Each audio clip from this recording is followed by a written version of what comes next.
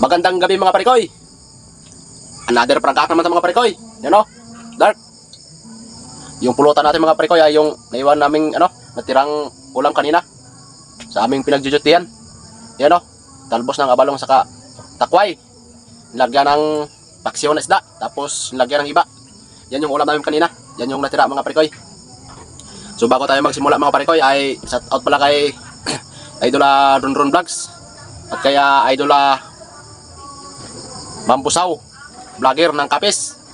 Shout out. At shout out din sa aking pinsan, kaya Reanyo Romel na nagsin sa akin ng isang star. Shout out sa iyo tol.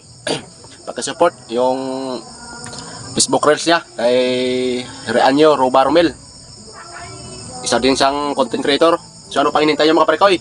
Try na natin to.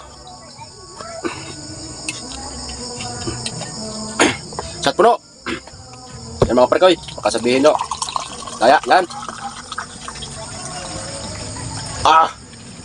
Kunti na lang yung natira. Tanduay lang malakas. Yan mga parikoy, yung tagay na to ay para sa inyo.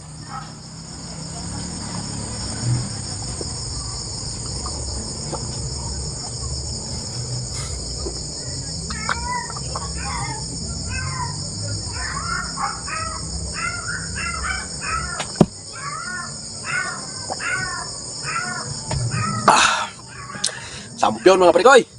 Kaldo ta, kaldo.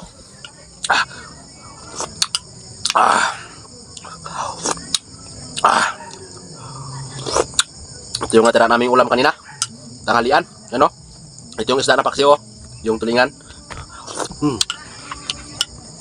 Talbos ng abalong, takatakway.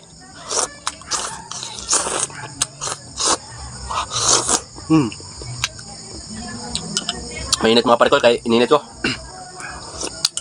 Sarap mga parikoy, lalo na pag may hangover ka nito. Shout out kay Ronron Vlogs. Naputol na yung takway.